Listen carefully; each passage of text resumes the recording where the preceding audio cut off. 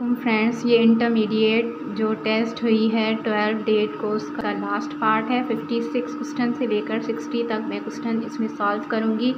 56 number है maximum number of right angles in a right angle triangle are.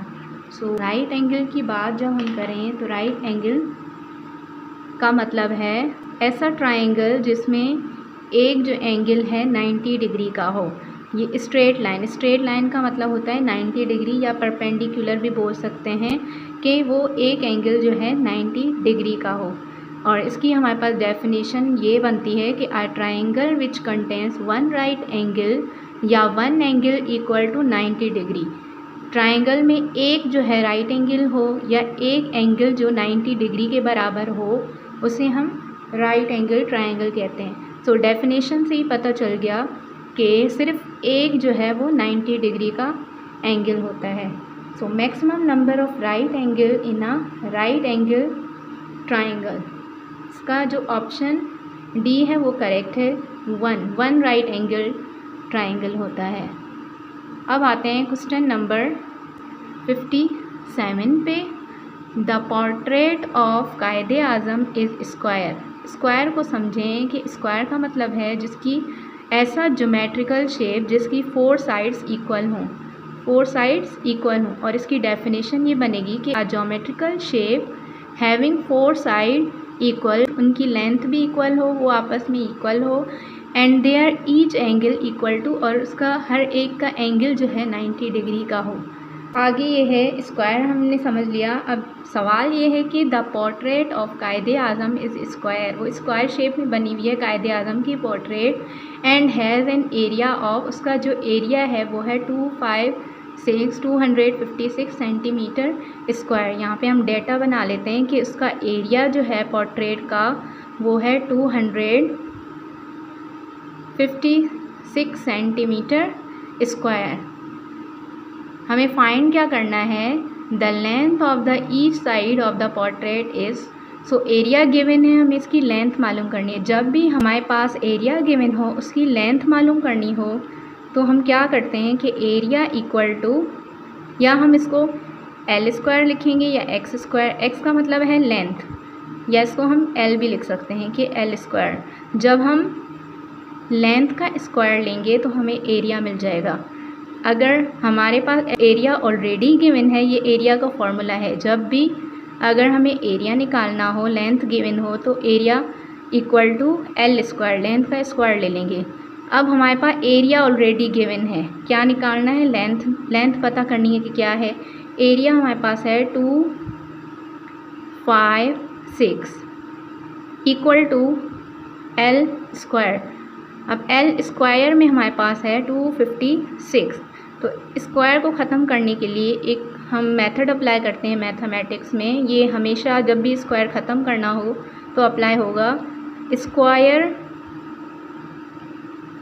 Root both side, दोनों तरफ जब हम रेडिकल लगा देंगे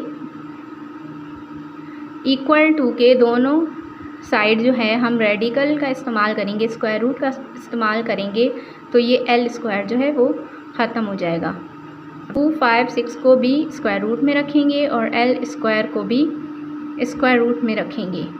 5 का स्क्वायर रूट होता है 16। अगर आपको स्क्वायर रूट निकालना नहीं आता तो आप कमेंट में लिख दें, मैं उस पर भी एक अलग से वीडियो बना लूँगी। और अगर आपने मेरा चैनल अभी तक सब्सक्राइब नहीं किया तो प्लीज़ सब्सक्राइब करें। और इक्वल टू, अभी स्क्वायर और अंडर रूट आपस में कैंसिल आउट हो जाते हैं, इसलिए हो जाते हैं कि यहाँ पे मैं बता देती हूँ, एल स्क्वायर और अंडर रूट की वैल्यू होती है 1/2, तो 2 1 ज़ा 2 और ये 2 आपस में कैंसिल आउट हो जाते हैं। हमारे पास रिमेनिंग क्या बचा, एल। लेंथ हो गई 16 के बराबर। यहाँ पे स्क्वायर और अंडर रूट कैंसिल आउट हो गए और एल खाली बच गया, एल इक्वल टू 16। जो हमारा आंसर आया 16 आया, तो ऑप्शन पे करेक्ट है। 57 हो गया। आप करते हैं 58 number. TV was purchased at ₹50,000 and sold at ₹40,000. जो टीवी है वो ख़रीदी गई 50,000 में, मतलब कॉस्ट प्राइस जो है उसकी 50,000 एंड सोल्ड एट 40,000, उसकी सेलिंग प्राइस है 40,000।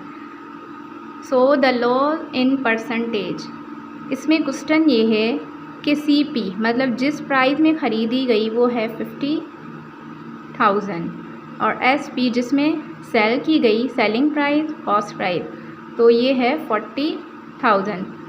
तो लॉस कितना हुआ हमें, आप सोचें ज़रा। तो जाहिर सी बात है 50 में से 40 माइनस करें तो 10,000 का हमें नुकसान होता है, लॉस होता है। लेकिन क्वेश्चन में ये नहीं है कि द लॉस मालूम करें, इसमें है the loss in percentage, percentage में बताना है। यहाँ पे ऑप्शन भी नहीं दिया गया कि 10,000 है या ये है। अगर यहाँ पे 10,000 होता तो वो करेक्ट ऑप्शन होता, लेकिन हमें परसेंटेज में बताना है। तो उसके लिए हमारे पास फार्मूला ये है, जब भी लॉस परसेंटेज मालूम करनी हो तो उसके लिए हम ये फार्मूला लिख सकते हैं, loss percentage equal to loss divided by actual price. कौन सी price, actual price. Actual price कौन सी होती है, कॉस्ट प्राइस, ना कि सेलिंग प्राइस। अगर आप सेलिंग प्राइस 40,000 लिख देंगे तो आपका आंसर गलत हो जाएगा। सो एक्चुअल प्राइस यहाँ पे लिखनी है, मल्टीप्लाई बाय 100%। सो इसको हम वैल्यूज़ पुट करते हैं, इक्वल टू लॉस हमें हुआ है 10,000 का एंड एक्चुअल प्राइस है 50,000, मल्टीप्लाई बाय 100%। परसेंट ऐसे ही लिखा रहेगा क्योंकि परसेंट में ही आंसर देना है। तो ये 3 0 आपस में कैंसिल आउट हुए, या हम ऐसे कह सकते हैं कि 1 ज़ा 5 ज़ा 10,000 1 ज़ा और 5 ज़ा जो है वो 50,000 हो गया। सो 1/5 multiply by 100%। So 1 multiply by 100, इसको हम ऐसे भी लिख सकते हैं क्योंकि यहाँ लिखो या यहाँ लिखो बात सेम होती है। सो ये इसकी जो वैल्यू है 100/5 हुआ, ये कैंसिल आउट हो गया क्योंकि 100 और 5 का 5 आ जाएगा, 100/5%। सो 5 और 100 को डिवाइड करो तो हमारा टेबल लगता है 5 1 ज़ा 5, 5 2 ज़ा 10, 0 0 5 20 ज़ा 100। सो हमारा जो आंसर आया है 20% आया है। Option C is correct. Question number 59 है the value of base in binary number system. ये तो बच्चा जानता होगा कि बाइनरी नंबर सिस्टम में जो बेस होता है वो 2 होता है। Number 60 is the decimal number 34 can be expressed in binary number system. Decimal number और बाइनरी नंबर ये क्या होते हैं मैं एक बार बता देती हूँ। बाइनरी जो होता है उसमें 2 डिजिट नंबर होते हैं, यानी कि उसमें 2 डिजिट होते हैं, 0 और 1, 2 डिजिट हुए ना, 1 और 2। और देन डेसिमल में क्या होता है,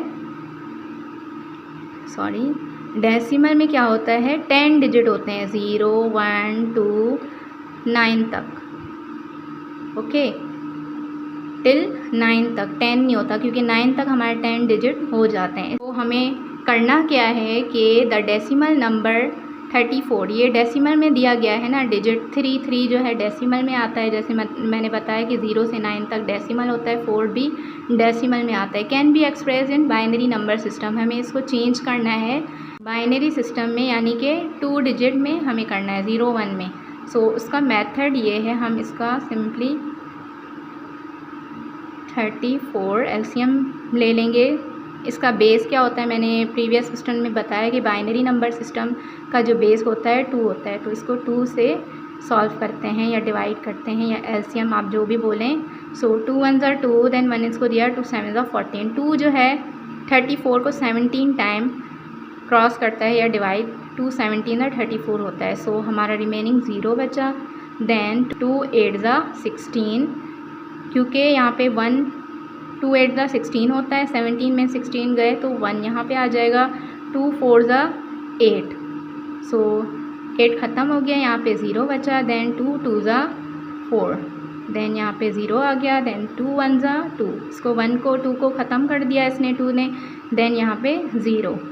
अब इसको लिखने का मेथड ये होता है, अब हमने क्या किया कि 34 जो डेसिमल था उसको हमने चेंज किया बाइनरी में। 34 डेसिमल नंबर है, इसको चेंज किया बाइनरी में।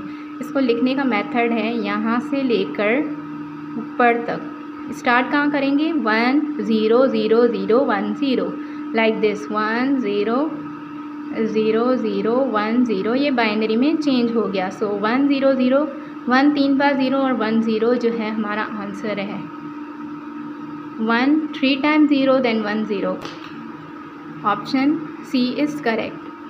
अब तक जो हैं वो तमाम पार्ट सॉल्व कर लिए हैं। अगर आपको मेरा चैनल या मेरे समझाने का मेथड अच्छा लगता है तो please subscribe my channel and bell icon को ज़रूर प्रेस करें ताकि मेरी आने वाली वीडियोस आपको सबसे पहले मिलें।